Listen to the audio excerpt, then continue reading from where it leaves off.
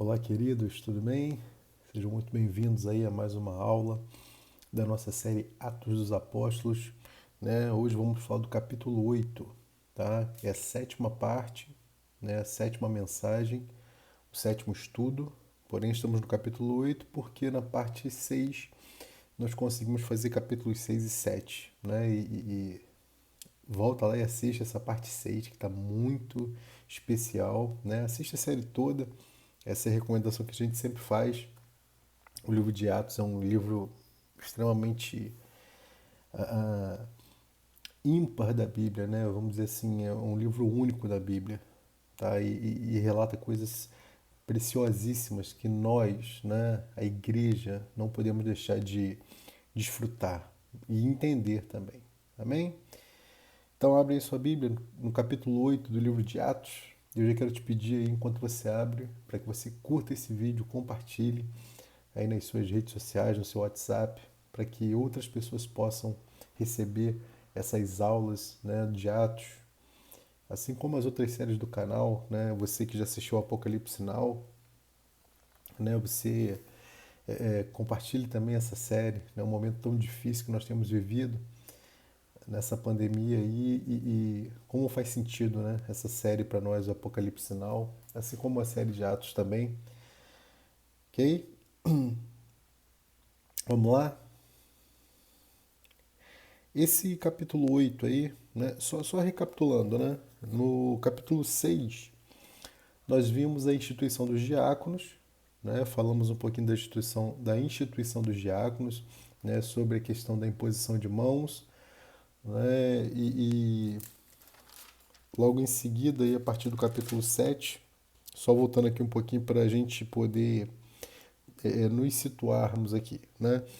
Então, ainda no capítulo 6 Estevão, né, que foi o primeiro citado lá como um dos escolhidos ali como diáconos, né, que fariam serviço ali de servir as mesas, né? A partir do versículo 8 ele é perseguido, né, pelo Sinédrio, assim como Jesus foi, né? E aí ele vai fazer sua defesa, ele vai fazer todas as suas argumentações, vai dar um show de Bíblia, né? Show do Antigo Testamento, vai refutar o fato dele ter sido acusado, né, de blasfemar contra Moisés e contra Deus.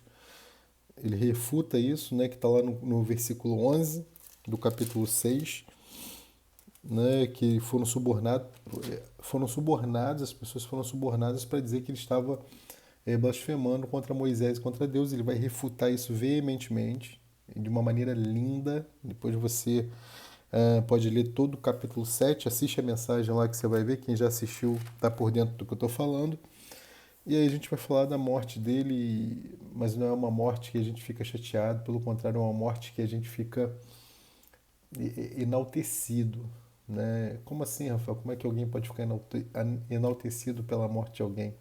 Lê lá, assiste que você vai perceber o que eu estou falando. Ok? Bom, e agora capítulo 8, né? A gente vai ver aqui uma devastação da igreja em Jerusalém.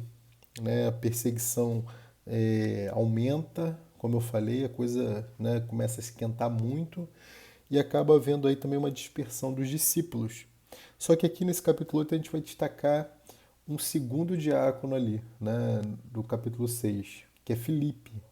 Muitas pessoas confundem esse Filipe aqui com o Filipe, né, discípulo, só que não é. Esse Filipe aqui do capítulo 8 é o Filipe que foi eleito juntamente com Estevão, tá? Foi um dos escolhidos lá no capítulo 6, ok?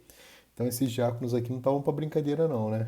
Estevão já perdeu, já foi apedrejado, já está na glória, né? Deus já se levantou, Jesus se levantou do trono e abriu os céus para ele. E agora a gente vai ver que Filipe também, com todo o poder e autoridade concedida pelo Espírito, né? Então olha lá, capítulo 8 de Atos. E também Saulo consentiu na morte dele e fez-se naquele dia uma grande perseguição contra a igreja que estava em Jerusalém, e todos foram dispersos pelas terras da Judéia e de Samaria exceto os apóstolos. Aqui, coisas importantíssimas. Primeiro, a conexão, né, com o capítulo 7. Né, esse verso 1 tá aqui confirmando que Saulo depois viria a se tornar Paulo, consentiu na morte de Estevão, tá? Então, consentiu na morte de Estevão. E aqui alguns detalhes, né? Todos foram dispersos, exceto os apóstolos. Daí a importância de Filipe. Daí a importância de Filipe. Quando esse versículo aqui relata a igreja, né, que estava em Jerusalém, essa é a primeira igreja, né, estabelecida ali. É a primeira igreja estabelecida, né? Podemos chamar aqui do corpo de Cristo, né? Conforme a gente pode ver em Efésios 1, 22, 23. Né? E estava estabelecida em Jerusalém. Só que aí houve uma grande perseguição, né? Conforme consentiu, né? O fato de Paulo ter consentido na morte dele denota para nós aqui que ele era um líder ali, né, entre os perseguidores, porque houve um consentimento da parte de Paulo, né, e a gente pode ver isso aí também em Atos 22, 20, Romanos 1, 32 também, essa questão do consentimento, tá? E essa grande perseguição, né, a gente pode ver também relatada em Atos 22, 4, ok? Então aí espalhou-se, todos os discípulos foram espalhados, exceto os apóstolos, tá? Espalhados ali por terras, né? Judéia, Samaria e por aí vai. Verso 2, versículo 2, né? E uns homens piedosos foram enterrar Estevão e fizeram sobre ele grande pranto, né? Então os homens piedosos foram enterrar Estevão e fizeram sobre ele grande pranto. Verso 3: E Saulo assolava a igreja, entrando pelas casas e arrastando homens e mulheres, os encerrava na prisão. Esse é o homem responsável por 50% do Novo Testamento. Amém? Se isso não é graça, meu irmão, eu não sei mais o que é. Se isso não é graça, eu não sei, não consigo, estar fora do meu entendimento o que é graça. Agora aqui a partir do verso 4 e até o versículo 40, a gente vai ter a figura de Filipe chegando aqui no capítulo 8. Né? Então até o final ele vai estar pregando, né, a pregação de Filipe. E aí a gente pode dividir aqui nesse primeiro momento, aqui a gente vai dividir em duas partes. Até o verso 13, né, a gente vai ver ele proclamando o Cristo, né, e o reino de Deus. E aí do 4 ao 25, se a gente estender um pouquinho mais, você vai ver, né, Filipe pregando em Samaria, tá? Vamos lá. Verso 4. Mas os que andavam dispersos, né? Acabei de ler lá que eles foram dispersos, né? Ou seja, foram espalhados, né? Iam por toda parte anunciando a palavra, conforme lhes for ordenado lá em Atos 1:8, né? Eu amo esse texto demais, gente. Eu vou ler com vocês mais uma vez, Atos 1:8. Olha lá, que coisa maravilhosa, linda. Mas recebereis poder do Espírito Santo, que há de vir sobre vós, e ser-me-eis testemunhas, tanto em Jerusalém, como em toda a Judéia e Samaria, e até os confins da terra. Amém? Verso 5. E descendo Filipe, como eu já falei aqui, não o apóstolo, tá? Mas foi lá o segundo citado lá como eleito lá, diácono. Lá a gente pode ver isso em Atos 6, verso 5, tá bom? A cidade de Samaria lhes pregava a Cristo. É ousadia, né? Perseguição e pregação. Não parava, não parava. Verso 6.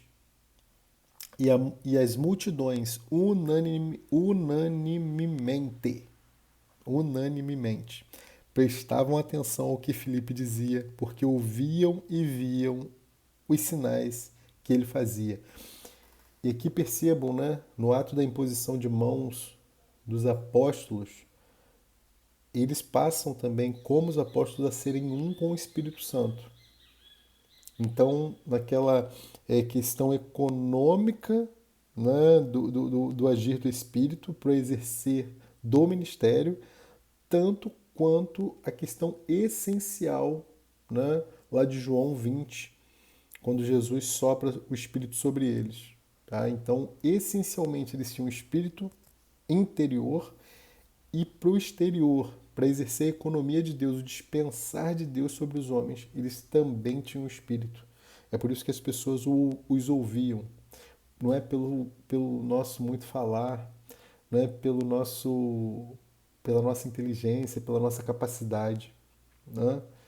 Mas é pela ação do Espírito que está em nós e está sobre nós. Amém? Verso 7.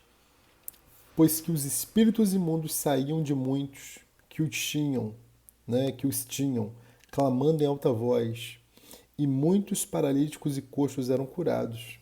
Continuava aqui o ministério, né, os sinais e prodígios. Lembrando que eu já falei com vocês acerca dos sinais e prodígios. Isso não era o fator principal. Né? O fator principal era ser testemunha de Cristo. Porém, esses sinais e prodígios eram uma demonstração clara para as pessoas, de um modo geral, de como o Espírito era um com eles. De modo que eles efetuavam as mesmas coisas e coisas ainda maiores, como fora profetizado pelo próprio Mestre. Né? Verso 8, e havia grande alegria naquela cidade. E agora aqui, a partir do 9, a gente vai falar, né, nesse mesmo contexto ainda, mas vamos ter aí Simão, né, que é o mágico. Né? Olha lá. Estava ali um certo homem chamado Simão, que anteriormente exercera naquela cidade a arte mágica. E tinha iludido o povo de Samaria, dizendo que era uma grande personagem, né? Verso 10, ao qual todos atendiam, desde o menor até o maior, dizendo, este é o grande poder de Deus. Aí quando Filipe chega, começa a atrapalhar os negócios de Simão, né? Porque na realidade eles estão vendo que não era o poder de Deus ali, né? Mas o poder de Deus acabara de chegar em Samaria, né? Verso 11. E atendiam-no porque já desde muito tempo os havia iludido com artes mágicas. Mas como crescem em Filipe, que lhes pregava acerca do reino de Deus e do nome de Jesus, né, em nome de Jesus Cristo, se batizavam, tanto homens como mulheres. Ok? Tanto homens quanto mulheres. Então aqui está a prova, né, do anúncio do reino de Deus. Né? Eles anunciavam o reino de Deus, eles anunciavam o evangelho, né? Conforme lá Marcos 1, 14 e 15, Lucas 4, verso 43, ok? Versículo 13. E creu até o próprio Simão, e sendo batizado ficou de contínuo com Filipe, ou seja, se batizou e colou com Filipe, né? Pô, eu sou uma autoridade aqui na cidade.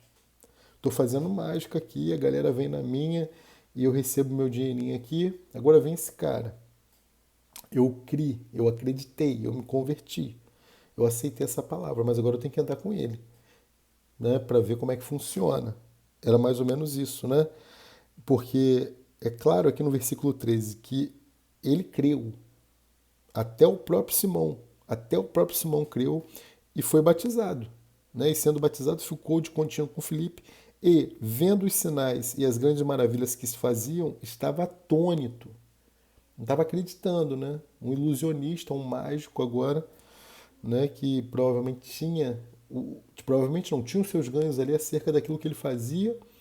Muito provavelmente fazia sinais ali também e algumas maravilhas, mas não era através do Espírito Santo, né? Então ele creu e foi batizado. Sim, a questão aqui é, ele creu e foi batizado. Beleza? Então, o evangelho chegou de uma forma tão poderosa que até as próprias autoridades, né, como Simão aqui, que em Samaria era uma autoridade, né, e convertiam-se também. Então não tinha pessoa, não tinha classe social, não tinha. Era pregado e pregado e acabou. Né? E toma-lhe o evangelho, toma o reino de Deus e vamos embora. E aí, a partir do verso 14, né, Pedro e João chegam em Samaria. Então Filipe está ali pregando, fazendo, né, aquilo que ele foi chamado para fazer, pregando o evangelho, fazendo sinais e prodígios, confirmando que a ação do Espírito estava com ele, o Espírito Santo estava com ele, era um com ele. E aí Pedro e João vão chegar, porque eles chegam para quê? Para confirmar a pregação de Filipe, né? Eles chegam para confirmar. E entendam, a Samaria, né, os judeus eles não se identificavam, né? Os samaritanos e os judeus não se identificavam. E o fato de Pedro e João terem estado ali é importantíssimo na inclusão de Samaria, né, como parte do corpo de Cristo. Tudo bem, eles são mistos, né, eles são mestiços, mas eles vão ser incluídos também como parte do corpo de Cristo. Né, e vai esquentar mais ainda. Vamos lá. Capítulo 8, né? Ainda, lógico, a gente está na sequência, versículo 14. Os apóstolos, pois, que estavam em Jerusalém, ouvindo que Samaria recebera a palavra de Deus, enviaram para lá Pedro e João. Então, como eu falei, né? Através de um diácono, através de Filipe, a palavra estava sendo tão difundida, tão pregada, que chegou ao ponto dos apóstolos lá em Jerusalém, né, tomarem ciência disso e fizeram um conselho lá, ó, Pedro, João, vão para lá ver o que está acontecendo, vão para lá ajudar a confirmar, né, vão para lá fazer com que aquela cidade vire parte do corpo de Cristo. Verso 15. Os quais, tendo descido, oraram por eles para que recebessem o Espírito Santo. Aqui, esse receber o Espírito Santo é nos dois aspectos. Tanto o aspecto essencial, interno, quanto o aspecto econômico, que é o sobre, né? É o exercer o ministério. Tá? Porque sobre nenhum deles tinha ainda descido, mas somente eram batizados em nome do Senhor Jesus. Ou seja, vamos entender isso aqui. Eles eram batizados, né, aqui no aspecto econômico, ou seja, no aspecto interior. Né? Não é que eles não tinham recebido o Espírito, mas assim como fora com Jesus, né, quando ele, lá em João 20, eu já li esse versículo para vocês, mas eu gosto sempre de retomar, que tem gente que assiste só, é o primeiro vídeo da série que está assistindo. Então eu gosto sempre de retomar. Se você for em João 20, 23, né, 22, perdão, olha lá. E havendo dito isto, assoprou sobre eles e disse-lhe: recebei o Espírito Santo. Jesus está soprando o Espírito no aspecto interior, ou seja, que é para a vida, para a manutenção da vida da pessoa. Agora, no aspecto de exercer o ministério, é o Pentecoste. Tá? É o Pentecoste. É Atos 2, do 1 ao 4. Tá? Então a gente tem que saber diferenciar isso aqui. Então aqui, ó, quando ele fala no 16, porque sobre nenhum deles tinha descido, aqui é no aspecto, né, exterior, porque eles já tinham recebido no aspecto interior, tá? Então agora eles vão impor as mãos para que eles recebam nesse aspecto, para que eles possam também exercer, espalhar esse, para que eles possam ser testemunhas, né, ser-me-eis testemunhas. Né, conforme a gente viu lá em 1:8, né, Atos 1:8. Então perceba aqui,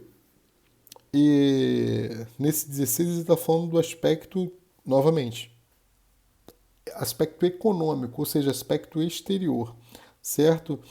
Onde que a gente pode ver isso também? Né? Eles estão recebendo, um outro detalhe aqui, batizados em nome. Isso quer dizer, na sua pessoa, na pessoa de Jesus.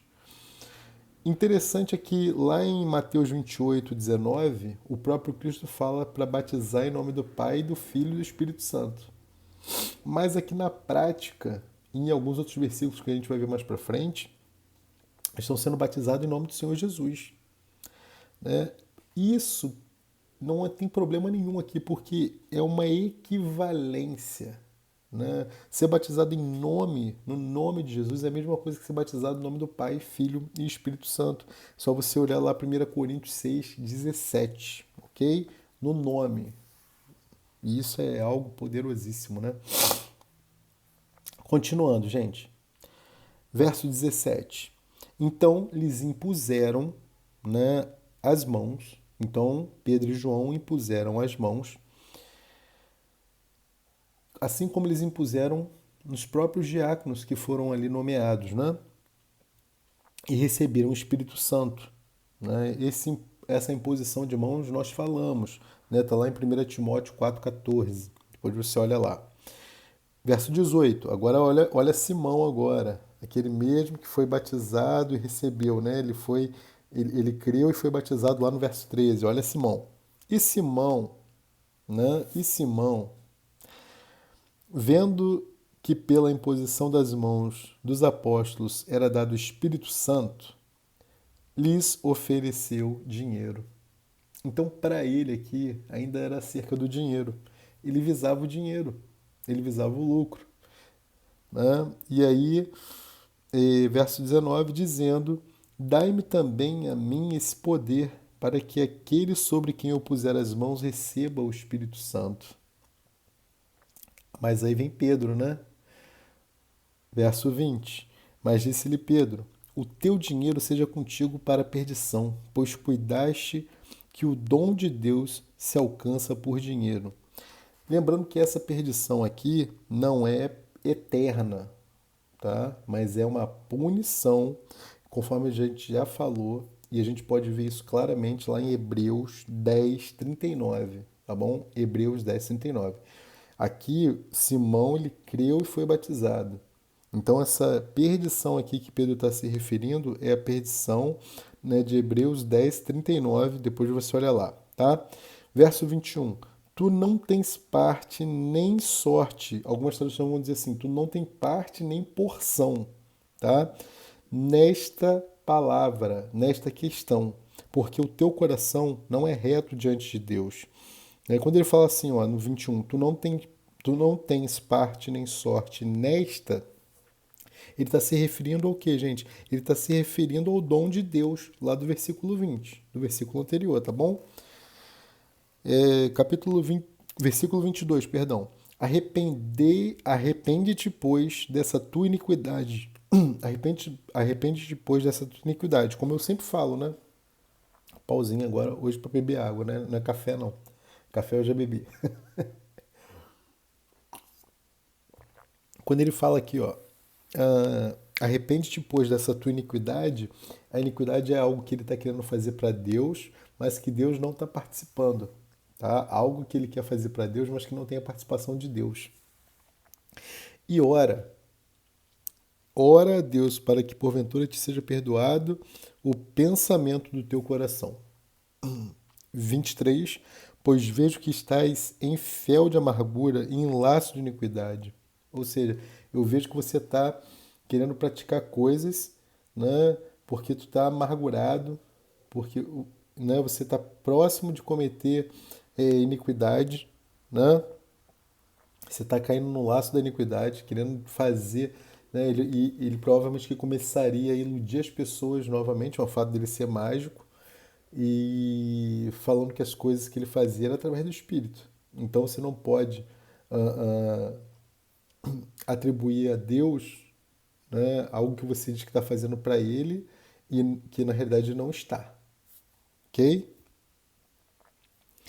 Verso 24. Respondendo, porém, Simão disse: orai vós por mim ao Senhor, para que nada do que disseste venha sobre mim. Ou seja, ora por mim, né? Ele pediu, ora por mim. E eu creio aqui que ele temeu, né? Receber essa punição aí. Continuando, 25. né? Agora, aqui vai falar acerca do diácono Filipe, né, ainda. Então, aqui é prova de que o diácono Filipe. E aí, é aquela situação do eunuco, né? Do eunuco etíope. Olha lá.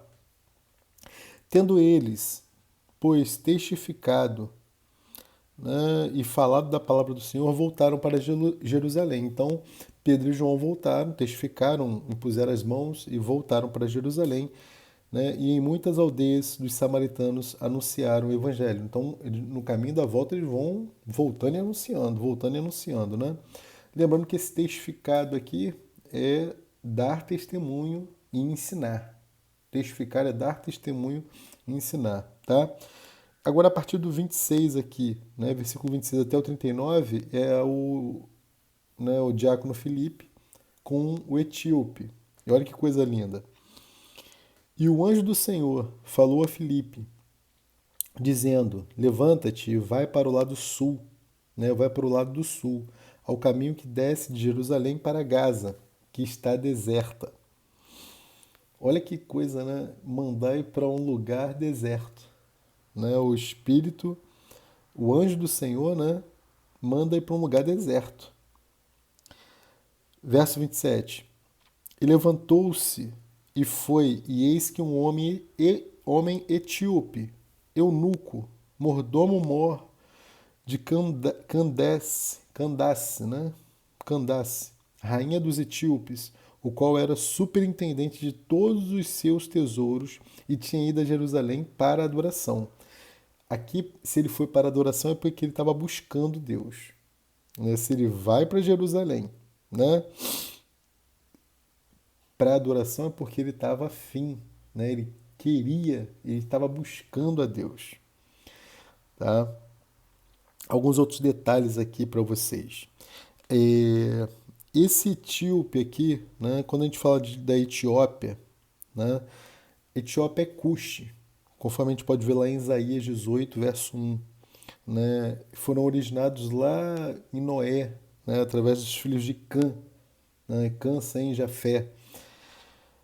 Gênesis 10, 6, você pode ver isso. Tá? Então perceba que primeiro o evangelho ele é pregado aos judeus. Só que agora, né, ele já está sendo, através de Filipe, pregado para os samaritanos, que são, vamos dizer assim, são mistos, né, não eram benquistos pela comunidade judaica. Né, e agora, através de Filipe, né, esse evangelho está chegando a um gentio total, que é um etíope. Né, então o evangelho está chegando lá no sul da África. Então perceberam? Judeu, evangelho aos judeus, Samaria, até os confins da terra. Pegou? Continuando, verso 28. Regressava, né? Ele já tinha estado em Jerusalém, agora ele regressava e assentando no seu carro lia o profeta Isaías. Né? Então o etíope estava lendo lá o profeta Isaías. E verso 29. E disse quem? Disse o Espírito a Filipe. Então, irmãos, isso aqui é muito tremendo. Eles eram o tempo todo guiados pelo Espírito. É por isso que sempre dava certo. É por isso que sempre chegava onde tinha que chegar. É por isso que o Evangelho atingia as pessoas de maneira que era irrefutável, era inquestionável, porque não era ação de homem, eram guiados pelo Espírito. Né? Olha lá, e disse o Espírito a Filipe: chega-te e ajunta-te a este carro. Um carro no meio do nada, no deserto. O cara que estava voltando de Jerusalém, né? E estava com fome e sede, né? Porque lendo o profeta Isaías, verso 30. E correndo Filipe ouviu que lia o profeta Isaías, né? Provavelmente lia então em voz alta, né? E disse: Entendes tu o que lês? É o mestre chegando, né? Entende tu? Tu está entendendo o que está lendo? Deixa eu te explicar. Verso 31. E ele disse: Como poderei entender se alguém não me ensinar? Como, né? Se não há quem pregue. E rogou a Filipe que subisse e com ele se assentasse. Ainda pegou a caroninha ali, né? Verso 32. E o lugar da escritura que lia era este, né? Foi levado como ovelha para o matadouro, e como está e, e, perdão, como está mudo o cordeiro diante do que a tosquia, assim não abriu a sua boca. Né? Então, olha que texto profético. Né? Quando o Espírito Santo está no negócio, é assim que funciona. Né?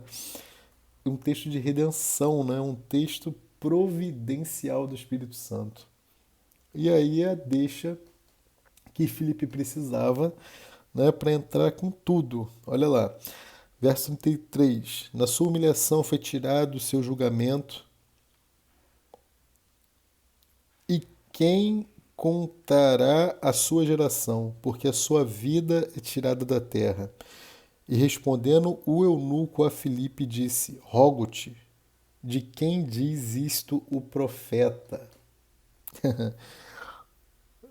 De si mesmo ou de algum outro? Sem a revelação do Espírito, esse livro, sem a revelação do Espírito, esse livro é um livro como qualquer outro. Não é por isso que existem sábios e eruditos que dizem que leem a Bíblia, né, muitos famosos aí, né, já li várias vezes a Bíblia, e para mim é um livro como qualquer outro, que não tem a revelação, que a revelação é dada a quem ele quer. Verso 35. Então Filipe, abrindo a sua boca e começando nesta escritura, lhe anunciou a Jesus, né? Conforme Lucas 24 e 27, né? Tá lá, e começando por Moisés e os profetas. É a mesma coisa aqui. Então Filipe abrindo a sua boca e começando nesta escritura. Imagino mais ou menos ali Filipe ensinando, como nós vimos ali no capítulo 7, Estevão, né, fazendo a sua defesa. Versículo 36. E, indo eles caminhando, chegaram a uma certa água. E disse o eunuco, eis aqui a água, quem me impede que eu seja batizado? Isso representa para nós o seguinte, né, que Filipe aqui estava pregando já para o eunuco, sem perder tempo, estava pregando do batismo com a água. Né, porque ele olhou e falou, ó, tem água aqui, o que me impede de ser batizado? Né? Perceba aqui que ele não faz menção do batismo com o Espírito Santo. Ele faz menção com o batismo com a água.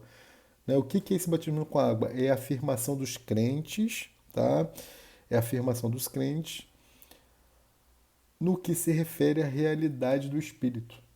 Eu não estou dizendo aqui que nós não devemos buscar o batismo com o Espírito Santo. Os dois são fundamentais. Mas nesse momento aqui, ele está falando do batismo com as águas, ok? Batismo com a água. Verso 37. E disse Filipe, é lícito, ou seja, é permitido, se creres de todo o coração. Se tu creres, né? Então, o que te impede? É lícito. Se ouviu a palavra, você creu, então é lícito que você se batize, né, se você crê no que você acabou de ouvir de todo o coração. E respondendo ele, disse: Creio. Creio que Jesus é o Filho de Deus. Eu creio que, olha o que, então como Filipe deve ter, pegou firme ali com ele, né? Agora olha o detalhe. Esse verso 37, ele é omitido por muitos manuscritos antigos, tá? Ele é omitido por muitos manuscritos antigos lá, né? Muitos dos manuscritos judeus, tá? Porque é chave, né? É essencial. Versículo 38, já terminando, e mandou parar o carro e desceram ambos à água, tanto Filipe como Eunuco, e o batizou. 39, e quando saíram da água, o Espírito do Senhor arrebatou a Filipe, e não o viu mais o eunuco. E jubiloso continuou o seu caminho. Simples, né? O Espírito arrebatou, não viu mais, e ele em júbilo, né? Maravilhado. Imagina esse homem, né? Ter sido batizado ali e não viu mais a Filipe, maravilhado, né? Jubiloso, continuou seu caminho. E verso 40, o Espírito arrebatou e já colocou em outra missão, né? E Filipe se achou em Azoto. né?